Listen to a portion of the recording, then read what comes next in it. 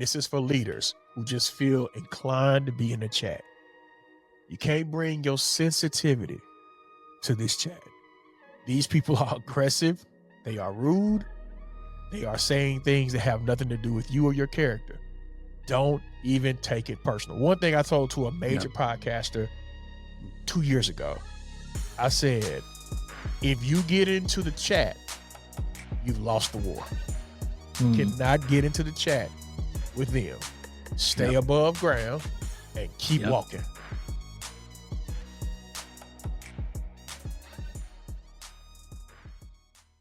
Welcome to the Social Media Church Podcast. I'm Neil Smith, joined by DK Hammonds.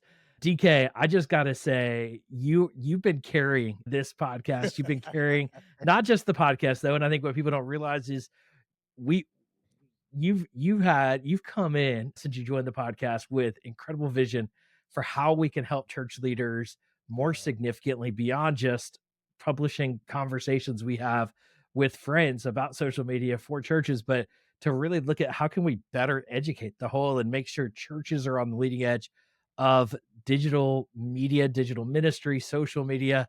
So DK, I gotta say thank you as a friend, as a partner. You are driving us forward, and it's going to allow us to help thousands of more churches with this podcast, because I think we're up in our podcast game, but beyond this podcast, with a lot of the resources we're working on behind the scenes and just content that we're looking to develop. So DK, appreciate you, brother. Salute, my man. Always a pleasure. So much more content, information, insight. Y'all please stay connected to us as well as our sponsors as we continue to do the Lord's work and impact the world through the grids. I love to use that because that's so important here, man.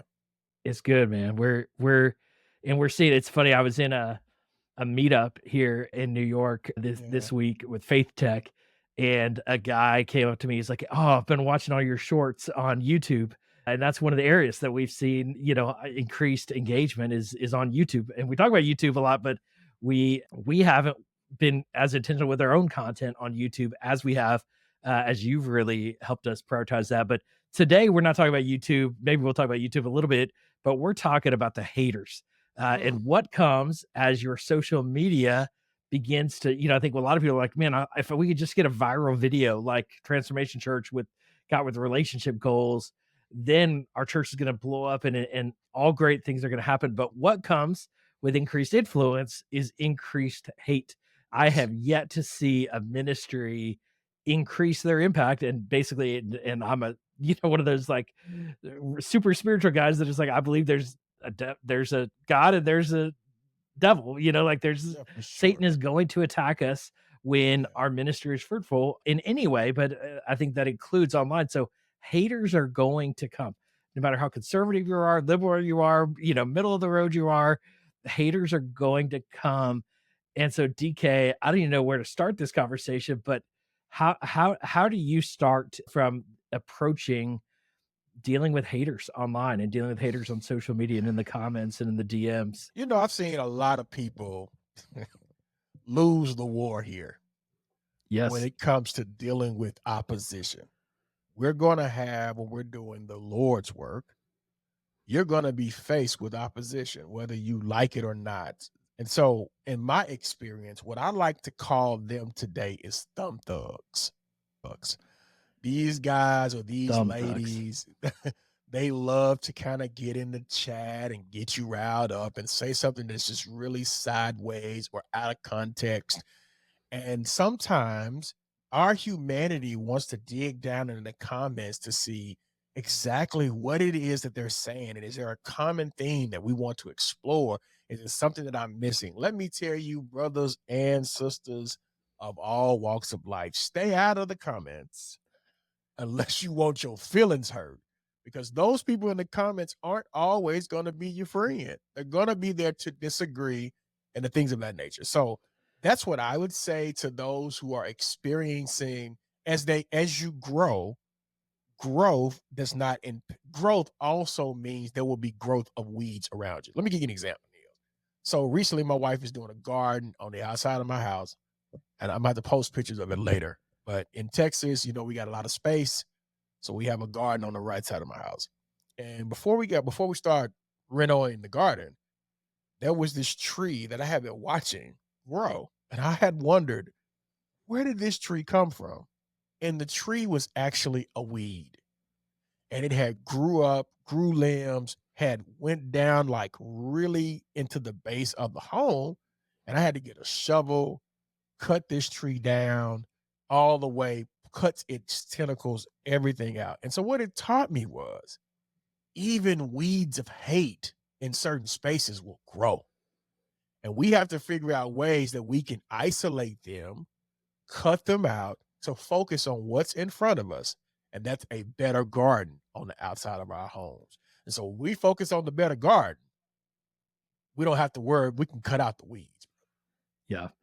And I think this is the tension we have to navigate, because it's like, how do we determine what are the weeds and what are the Mm, the buds that are starting to pop up? And because we don't want to cut out all of it. I think a yep, lot of people are like, can we just turn off all comments? And at the yep, end of the day, this is social media. And the best ministry is actually happening in the comments, but also the most damaging impact is happening in the comments. And so I think about, my kids are just now, I've got, 12-year-old and 14-year-old, they're getting into social media and they're getting some comments, and they do it online school. They, they'll react to how somebody typed something that hurt them. yeah, And, we've talked to them about, look, hurt people, and it's absolutely. like, if they, and Gary Vaynerchuk has talked about this well, of like, he actually just, he hurts for those people that send him the hate, because he knows that if you have that much hate in you to communicate with that level of anger about something that isn't that important, then you've been hurt in a very significant way, it's going beyond what that message is. That said, Yeah, responding to them, reacting to them, I have never seen fruit from that. Now, I will say, the one time that I feel like I've seen fruit from an effective response was Mike Todd. And he, and a lot of people have seen it, he called it Spitzgate, where he had a video go viral and it actually trended like top yep, 5 on Twitter, where he had done a sermon illustration where he spit in dirt and mud and then rubbed it on his brother's eyes, to illustrate. Obviously got a lot of attention, obviously went viral, but it was too far. yeah, And yeah, but the way he responded was, instead of totally ignoring it, he got back on and just said, "You know what? I watched it again. I listened a little bit, and I made a mistake. I went too far." And I think sometimes there's the humility when there's an overwhelming response of like, look, we are going to make mistakes. And I think mhm, to own our mistakes is is a good thing.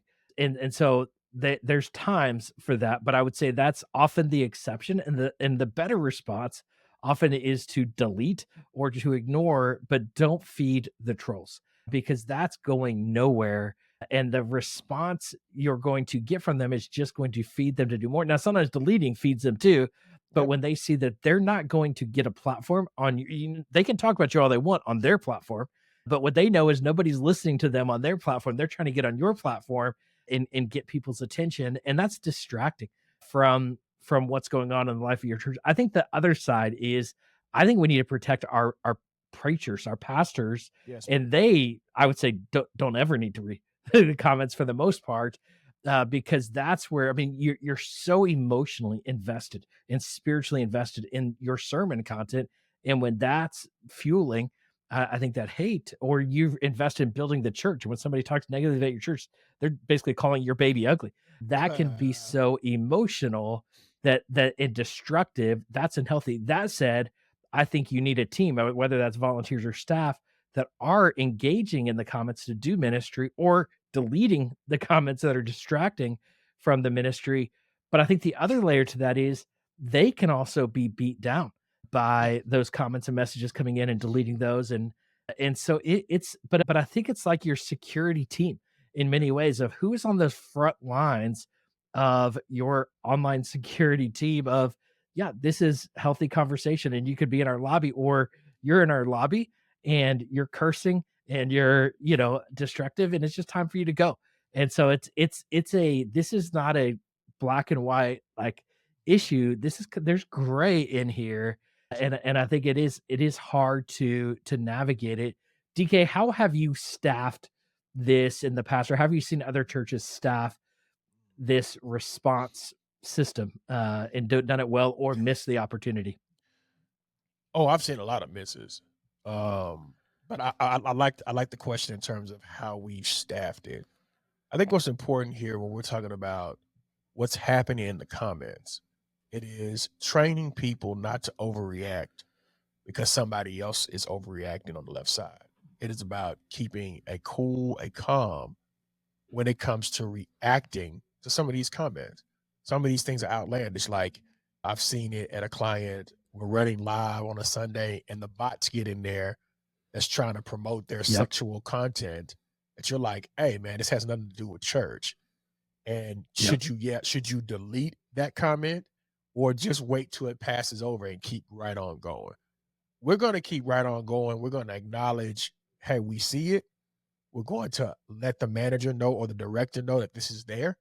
And then we're going Yep. to have proper things in place so that we don't overreact. I think it's about being systematic and having a Yep. plan in place, just like we should have a plan in place when somebody threatens their life. Yes. In systems like that, we need to have a plan in place for these various reactions so that we don't overreact. So I think not overreacting is the most important thing.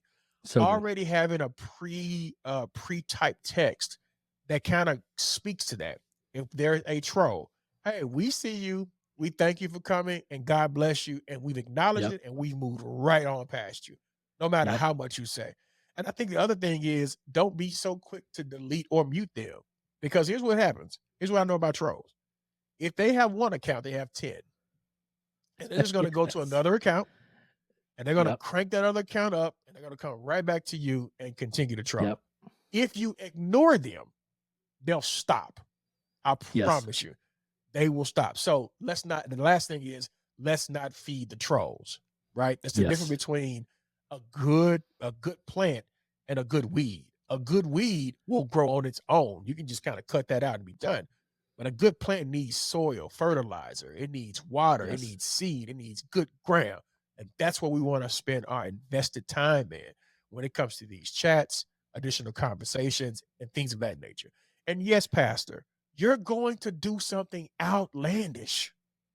Let me tell you something. Tell your media department to cut it out. Just trim it down, cut it out. Yep. We won't see it. But if you don't tell your media department to cut it out, we're going to see it. We're going to react for it. So here's the last thing, Niels. And this is for leaders who just feel inclined to be in the chat. You can't bring your sensitivity to this chat. These people are aggressive. They are rude. They are saying things that have nothing to do with you or your character. Don't even take it personal. One thing I told to a major podcaster 2 years ago, I said, if you get into the chat, you've lost the war. You cannot get into the chat with them. Stay above ground and keep walking. And if you do it that way, and here's the other thing, because sometimes, Niels, let me say this, having those trolls spark up engagement. Yep. And so it's a positivity to it. And if you're down there just really trying to chat it up with them, you lose that. And you can also use that content for additionals that have, hey, I heard this question, let me address it. And you can address it as content. So that's the ways that I've seen it done. Those are the tips that I would supply to our community. And I think what you'll often see is that your community will often just they'll handle the trolls themselves. Absolutely. I think where it gets out of control though is they end up going on a tangent with the troll trying to defend their church or defend their pastor. Yep. And you don't want that on your platforms. Now, I think where it's beneficial is if people are going out on other threads and you've got church members that are defending their church and pastor, great. But don't let it happen on your church's accounts. That's for ministry to be done. And I think this is kind of a sacred place that we want to guard and defend from those things. I think there's different places for different conversations. If you want to get real crazy, go to Reddit. You know, you can see all the crazies are on Reddit. And I think YouTube comments are probably the worst out there in the social media landscape. DK, the platform that I continue to see a lot of churches struggle with is Google reviews. And so Mhm. Google reviews is often the place that we all go when something bad happens at a restaurant, or something's going on. And because it's often what people when people Google search, they'll see the Google reviews if they're checking out your church online. And if it's filled with the 10 people who had a bad experience with your church, the 500 other people who had a great experience, they don't think to go leave a Google review. They're happy. You only think to leave a Google review when you're upset. How can churches better approach that Google reviews, or Yelp? Is probably the Yeah, second yep. in there, but I don't think people Yelping churches as much as they Google churches. So how do you approach that? Because churches will come to me, DK, and say, "Hey, can you delete all these bad reviews from Google?" It's like, no, that's not the way this works. So DK, what do you do with Google Yeah, reviews? so Yelp, you do have to normally pay for Yelp after a certain period of time and take a look at those reviews. So the first thing I'm going to do if I see negative reviews is number one, see if I actually own the actual name. Because some people Yep. haven't even claimed their accounts. They hadn't even claimed their Yep. YouTubes. They hadn't even claimed their Googles, their Yelps. You need to claim those things as your own. This is intellectual Yep. property that belongs to the church. That's the first Yep. thing you need to do. And you All do right. that through Google My Business, right? That is correct. Like Yep. it's yeah. So and Yep, you sign on to Yep, you'll see the name available. You'll get the Yep. name, and it'll be your name, and nobody can get it. Yep. And they'll send Um, like a postcard to your church to confirm, and you got to put in that the is code. correct. And yep. That Yeah. is correct. So those things you need to claim your name. Yep. That's what you need to do. I think the second thing is, let's say you see the review. You can positively respond to the review if it's negative. Your response to the review is going to be as important as their response. Hey, we Yep. thank you for leaving us this review. We count it an honor that you were here. We appreciate you, and we would love for you to do and plan your visit to our church. You can be our special guest. We've Yes. already overcome that negative review with positivity, love, and honor. And I think that's the number one way you would do that when it comes to Google. Because people are going to go Yep. again, Google is another place that has a lot of bots. The bots are going to come there, they're going to Yep. troll you. That's Yep. okay. And speaking of Google, optimize these places because I'm gonna tell you, I think this may need to be another podcast another day, but people go to the Google reviews in high numbers, Yep. sometimes even before they go to your website. And the reason Yep. why they're going there is to actually get directions to your church. So they Yeah. go right to Google just to do Yep. that. So optimizing your Google review is such a powerful piece. So that's what I would do. A couple of Yep. things, and you can knock it out. You'll be right where you need to be. Yeah, and I think the other thing to do is I see this a lot with authors with Amazon, is they basically get their friends and family to go leave the first reviews. And you go and encourage people to go and leave a review. Now, it doesn't mean you need to from the pulpit say, "Hey, will everybody go leave a Google review?" Yep. At the end of the day, ask your core staff, ask your core leadership teams and your volunteers that are fully engaged of just go and leave a review. And I think you can be strategic, because I think people are looking for, what do people say about this church? I love the casual nature of it. I love, they always got great coffee, or they're so friendly. And what are some of those kind of key words or things that you want people to understand about your church that people can integrate into their reviews? Now, you don't, at the end of the day, as you build that, I think you want to consistently encourage people to do that over time, so that you've almost got like 10 positive reviews, one negative, 10 positive, one negative. You're going to get negative reviews. I mean, this comes with growing across the board. And so I think if you can mix that with positive reviews, and if you can't get enough positive reviews, I would question whether there's something wrong with your church. You should be able to have a core and people that are committed to your church, have been impacted by your church, that can go leave some positive Absolutely. reviews to mix up, or just even your friends and family that aren't local. We all have people that can go leave reviews. And you don't want to go pay, like, there's businesses that will pay people to kind of leave fake reviews. Don't do that. Let it be real, let it be authentic. That's, you don't want to play games Correct. with Google and this kind of stuff. You want to authentically have good reviews. But and in some ways, if you don't have some bad reviews, people are probably going to question whether these are even real reviews. Just like on an Amazon product, if you Absolutely. see nothing but positive reviews on an Amazon product, I'm questioning that. end of the day. somebody got a broken product sent to them, or this isn't legit.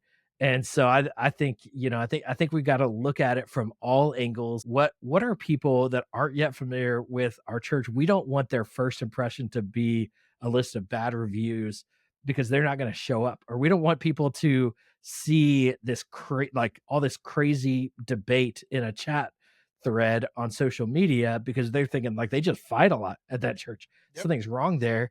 Yep. People are looking for friendliness. People are looking for a safe place to pursue their faith. And I think that's what we want to create both in our lobbies, in our, small groups, in our, worship centers. We want to create safe, comfortable places for people to build to fellowship, build community. And that's what our comments should be filled with. And so we just have to approach it just like pastorally, just like we would anything else. It just people behave different online. People get like this, like they they inflate, of like I've got this keyboard in front of me and I'm gonna go at it.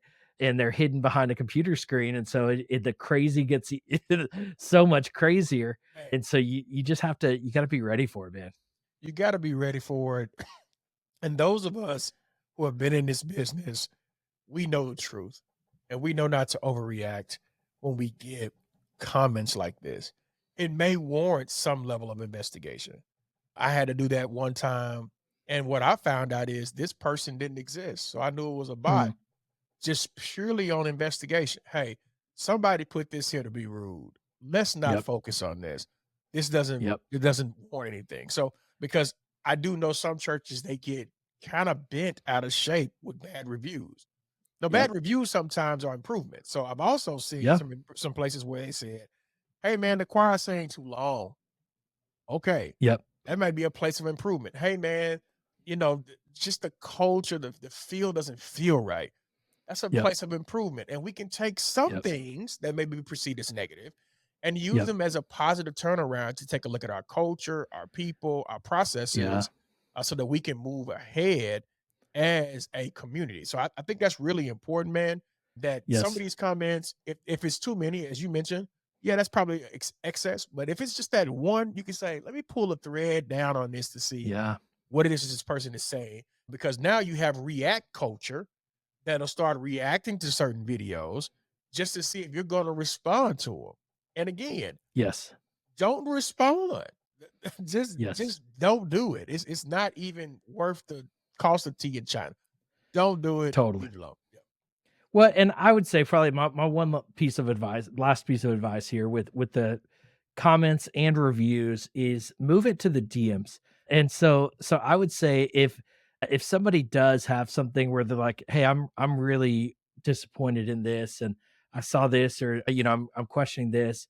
You could say, "Thanks for your feedback. We'd love to talk with you privately about it. Can you just send us a DM and Yes. we'd love to talk with you in the DMs because those conversations aren't needed in the public forum for everybody. Correct. That person might literally have something valid they need to Yep. share and have that conversation privately with them and interact with them that way. I would say the same thing for reviews. I think one of the things you can do with Yelp and Google reviews is why you can't delete the review. You can respond to it and you can basically say, "I'm sorry to hear that this was your experience.